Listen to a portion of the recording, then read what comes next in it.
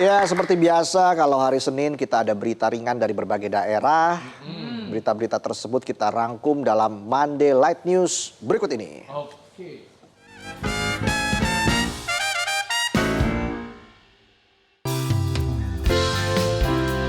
Suasana riang dan penuh semangat menyelimuti lapas kelas 2B Polowali Mandar pada pagi itu. Hampir seluruh warga binaan berkumpul di area sarana asimilasi dan edukasi. Mata mereka berbinar siap menyaksikan panen raya ketahanan pangan yang telah dirawat dengan penuh telaten selama berbulan-bulan. Bukan hanya sekedar tanaman dan ikan saja. Hasil panen ini merupakan bukti nyata dari kemandirian dan keterampilan yang dikembangkan di dalam lapas. Hasil panen kali ini sangatlah menggembirakan. Terdapat 500 kg ikan nila segar, serta 200 kg sayuran hijau termasuk sawi dan kangkung.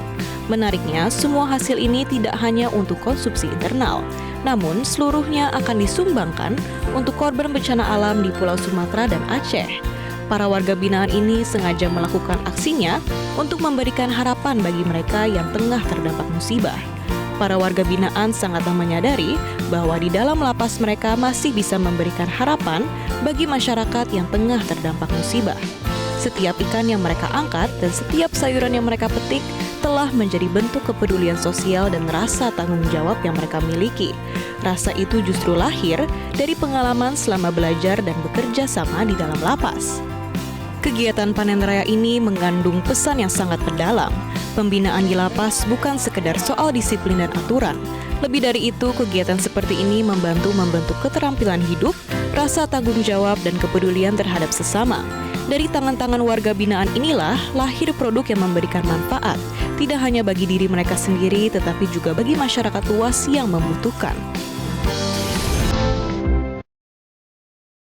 Di tengah kesibukan Desa Tepakyang, Kecamatan Adinulyo, Kabupaten Kebumen, seorang warga bernama Wahid Hashim berhasil mewujudkan ide kreatif luar biasa, menciptakan sebuah drone inovatif yang bisa digunakan dalam situasi darurat, terutama untuk penyelamatan orang saat hanyut di pantai.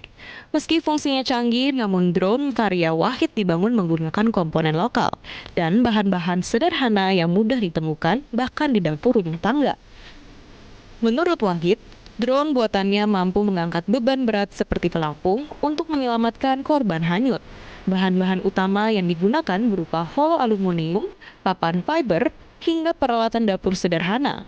Bahkan baterai drone dirakit dengan tangannya sendiri, sedangkan materi microcontroller dan flight controller masih harus diimpor dari Cina. Ide pembuatan drone ini lahir dari kebutuhan para pemancing untuk melemparkan umpan ke tengah laut. Namun, karena drone buatannya memiliki kekuatan besar, maka bisa dialihfungsikan sebagai alat penyelamatan. Dengan fitur airdrop, maka drone ini dapat menjatuhkan langsung alat pelampung ke korban yang terjebak arus di laut. Akibatnya dapat mempercepat proses penyelamatan yang selama ini memakan waktu dan risiko besar bagi penyelamat. Hingga kini, Wahid telah berhasil membuat 4 jenis drone custom, mulai drone 4 baling-baling standar, drone 4 baling-baling lipat, drone 4 baling-baling dengan kamera, dan drone 6 baling-baling.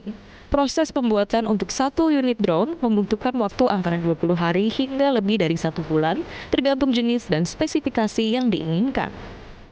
Menariknya, harga drone karya Wahid cukup terjangkau, mulai dari Rp5 juta hingga Rp9 juta. Beban berat yang mampu diangkat antara 1,5 hingga 3 kg. Kisah Wahid bukan hanya tentang inovasi teknologi, tetapi juga semangat kreatif yang lahir dari kesederhanaan. Ide dan ketekunannya menjadi inspirasi bahwa kreativitas, keberanian mencoba, dan kerja keras bisa menghasilkan sesuatu yang luar biasa, bahkan dari bahan-bahan paling sederhana sekalipun. Di sebuah sudut ramai di kawasan Ngamprah, Kabupaten Bandung Barat, terlihat kerumunan warga yang tengah mengerumuni sebuah gerobak mungil. Tapi tunggu dulu, ini bukan gerobak biasa. Dari jauh terlihat emak-emak, remaja, hingga anak-anak berbaris antusias menunggu giliran menikmati camilan legendaris khas daerah ini, bakso cuanki. Uniknya, gerobak milik Deden Mahmud ini sungguh berbeda. Ukurannya super mini, hampir seperti mainan, lengkap dengan mangkuk dan sendok mini. Bahkan wadah air minum hingga gelasnya pun dibuat dalam ukuran mini. Satu porsi bakso cuanki super mini ini dijual hanya Rp1.000. Namun jika ingin sensasi unik, pembeli bisa membayar dengan uang mainan Rp2.000. Respon warga sangatlah luar biasa. Dalam kurang dari sebulan saja, Deden berhasil menarik perhatian banyak orang, baik yang ingin membeli untuk disantap atau hanya sekedar membuat konten di media sosial. Dalam satu hari, Deden dibantu istrinya bisa menjual 100 hingga 150 porsi mangkuk mini. Bahkan hanya dalam kurang dari 1 jam, 30 porsi bisa ludes di kampung halamannya di desa Bojongkoneng. Uniknya, Deden tidak hanya berjualan, ia juga merancang dan membuat sendiri gerobak dan makanan super mini di rumahnya. Prosesnya tidaklah instan, butuh waktu 5 hingga 7 hari agar gerobak dan perlengkapan mini ini siap digunakan. Rasio gerobak mini dengan gerobak asli mencapai 1:14, sebuah inovasi yang lahir dari ide kreatif Deden. Dari gerobak mini di Ngamprah, kita belajar satu hal. Ide sederhana, kerja keras, dan sedikit sentuhan kreativitas bisa membuat sesuatu yang biasa menjadi sangat istimewa. Dan siapa sangka, dari gerobak super mini inilah lahir sensasi kuliner yang mampu mengikat hati banyak orang. Sebuah komunitas pencinta reptil melakukan evakuasi terhadap seekor buaya besar dari sebuah rumah kosong di Bekasi, Jawa Barat.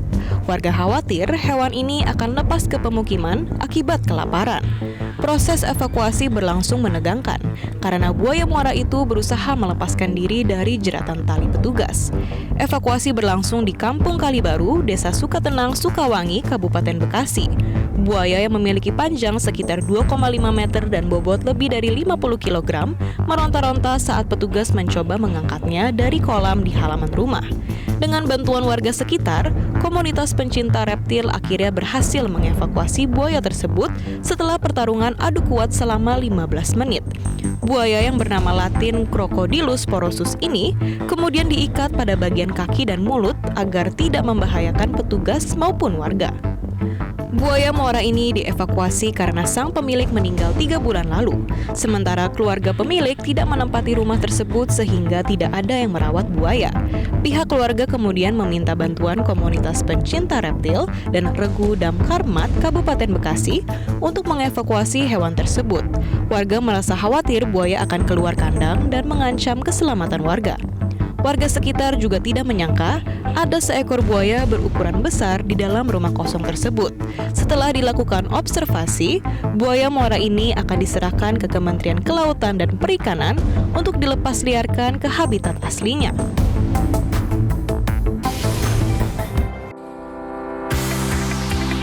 Suku Dinas Penanggulangan Kebakaran dan Penyelamatan Gulkarmat Jakarta Utara mendadak mendapat misi rahasia saat terjadinya banjir.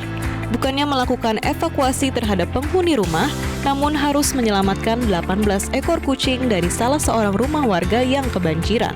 Evakuasi para majikan berbulu ini dilakukan di rumah penitipan hewan di Jalan Sena, Semper Barat, Cilincing, Jakarta Utara. Rumah tersebut milik Hana, pemilik penitipan hewan yang tampaknya sudah 2 kali diuji kesabarannya oleh banjir. Setelah sebelumnya terendam pada 12 Januari, banjir kembali datang minggu kemarin. Demi keselamatan dan kesehatan para kucing-kucingnya, Hana terpaksa memanggil petugas Gulkarmat untuk melakukan evakuasi. Tindakan ini terpaksa dilakukan mengingat beberapa ekor kucing mulai terlihat sakit dan sebagian lagi milik titipan orang lain. Upaya evakuasi dilakukan petugas Gulkarmat dengan 1 unit mobil rescue dan 4 personel. Informasi awal yang diterima petugas hanyalah 1 ekor kucing. Namun ketika tiba di lokasi ada 17 ekor lain yang sudah berada di dalam kandangnya. Namun proses evakuasi juga menemukan kendala karena petugas harus menerobos banjir setinggi 30 hingga 50 cm. Ratusan penggemar sepeda tua atau ontelis yang tergabung dalam Ontelis Sukoharjo Makmur, OSM menggelar konvoi meriah di kawasan Plumbon, Mojolaban, Sukoharjo, Jawa Tengah. Para pencinta sepeda lawas datang dengan penuh semangat, mengayuh sepeda jadul sambil mengenakan busana khas tempo dulu, membuat suasana seolah kembali ke masa lampau. Beragam jenis sepeda tua dipamerkan dalam acara ini, Mulai dari sepeda legendaris Penny Farthing tahun 1900 dengan roda depan raksasa, sepeda wisata, sepeda kebo, hingga sepeda kayu yang menjadi primadona dan pusat perhatian para penggemar. Perayaan kali ini dihadiri sekitar 300 peserta dari berbagai daerah di Solo Raya. Dengan mengusung tema Guyup Rukun dan Berbudaya, konvoi kali ini mengandung makna Madra Karta Harsika, artinya pelan-pelan tapi pasti, dengan menjunjung kebersamaan dan nilai budaya.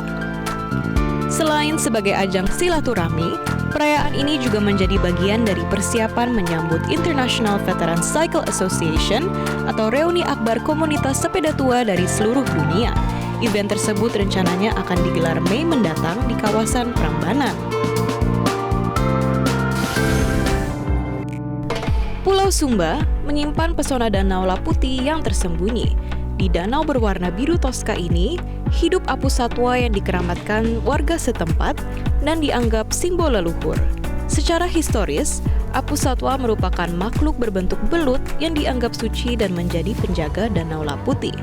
Nama apu yang disematkan pada belut tersebut memiliki arti khusus dalam bahasa masyarakat Kabupaten Sumba Timur, yaitu bermakna nenek, sebagai bentuk penghormatan tertinggi kepada leluhur. Informasi mengenai asal-usul nama ini menjadi bagian penting bagi para pelancong. Tujuannya agar mereka dapat memahami nilai-nilai budaya dan spiritual yang melekat erat pada lokasi wisata Danau Laputi. Danau Laputi yang dalam bahasa lokal berarti pusaran air, mengalir ke muara tepi tebing dan membentuk air terjun yang menakjubkan. Di kaki ketinggian terlihat perkampungan dan ladang warga desa Praengkareha, Kecamatan Taphundung, yang sangat menghormati Danau Laputi dan apu. Perjalanan dari kota Waingapu menuju desa Praengkareha menempuh 120 km, dengan 40% jalan belum diaspal. Setibanya di desa, pengunjung perlu meminta arahan dari tetua dan pemandu agar tidak bertindak sembarangan. Salah satunya panduan untuk berinteraksi dengan apu, misalkan saat memberi makan, menepuk air, atau memanggil nama apu secara lembut, serta memahami larangan selama berada di hutan dan sekitar danau. Dalam kepercayaan masyarakat, apu tidak selalu muncul, hanya pengunjung yang beruntung bisa melihatnya. Satwa ini jinak dan menjadi simbol leluhur yang dihormati, sehingga tidak boleh ditangkap. Masyarakat berharap wisata Danau Laputi dikelola lebih baik tanpa mengabaikan nilai adat dan keselamatan bagi para pengunjung. Julian Johan Pirelli asal Indonesia akhirnya kembali membawa merah putih di ajang Rally Dakar 2026 yang digelar pada 3 hingga 17 Januari di Arab Saudi setelah Indonesia absen selama 14 tahun. Pria yang sering disapa JJ itu tiba di lokasi balapan dengan semangat tinggi bersama co-driver asal Prancis, Matteo Monplaisy. Mereka membawa Toyota Land Cruiser 100 sebagai kendaraan andalannya. Kehadiran Julian Johan di Dakar menjadi momen bersejarah bagi komunitas motorsport tanah air karena Indonesia terakhir tampil di rally paling ekstrim dunia itu pada 2011. Rute yang dilalui sangat menantang, melintasi gurun pasir dan batu sepanjang ribuan kilometer yang menguji fisik dan strategi tim. Bendera merah putih pun kembali berkibar di lintasan rally paling keras di dunia ini, disambut hangat oleh penggemar otomotif Indonesia. Di etapa awal, Julian Johan menunjukkan kemampuan beradaptasinya dengan baik, meskipun medan yang dihadapi tidak mudah. Pada SS pertama, ia mampu menyelesaikan etapa seratusan kilometer dengan catatan posisi yang cukup kompetitif di kelas Dakar Klasik. Tantangan demi tantangan seperti pasir lembut, bebatuan, dan panasnya gurun membuat setiap perjalanan jadi ujian tersendiri bagi JJ dan mobilnya. Meski sempat menghadapi kendala seperti slip coupling di salah satu stage, Julian tetap gigih melanjutkan hingga garis finish setiap hari. Semangatnya dalam menjaga kondisi kendaraan serta fokus pada strategi membuat banyak penonton Indonesia bangga akan perjuangannya. Perjalanan Julian Johan di rally ini bukan hanya soal berlomba cepat, tetapi lebih pada ketahanan dan konsistensi. Setelah melewati tahap demi tahap yang panjang dan melelahkan, hasil akhir menunjukkan prestasi yang membanggakan. Julian berhasil finish di posisi kelima kategori Dakar Klasik, sebuah pencapaian yang jauh melampaui ekspektasi awalnya yang hanya ingin menyelesaikan balapan. Hasil ini pun langsung membuat namanya harum di kancah balap dunia, sekaligus memberi cerita inspiratif bagi pembalap lain di Indonesia. Peringkat ini menunjukkan bahwa kerja keras, persiapan matang, dan ketekunan dalam menghadapi medan ekstrim mampu berbuah hasil manis. Di balik cerita perjuangannya, Julian Johan berbagi bahwa pengalaman ini bukan sekedar kompetisi, tetapi juga perjalanan mimpi yang sudah lama ia kejar. Ia menyatakan bahwa Dakar adalah ajang yang menguji keberanian dan kemampuan teknis dalam kondisi paling keras di dunia motorsport. JJ pun berharap pencapaian ini bisa membuka jalan bagi generasi pembalap Indonesia lainnya untuk ikut serta di ajang internasional. Kembalinya pereli Indonesia di Rally Dakar ini diharapkan menginspirasi lebih banyak talenta lokal menjajal dunia rally yang menantang. Tak hanya berprestasi, kisah Julian Johan menunjukkan bahwa dengan keberanian dan semangat pantang menyerah, mimpi besar bisa diraih meski medannya penuh tantangan.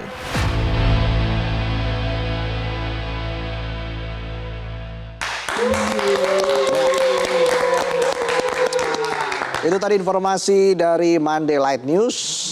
Dan kita masih punya banyak informasi lainnya, diantaranya dari dunia film.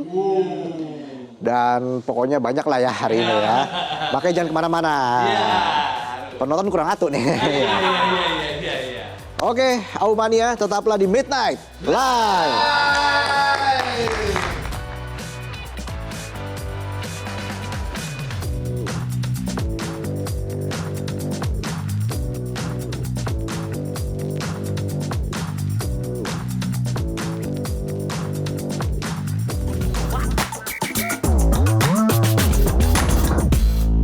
Jelajahi cara baru mendapatkan informasi. Download Metro TV Extend sekarang.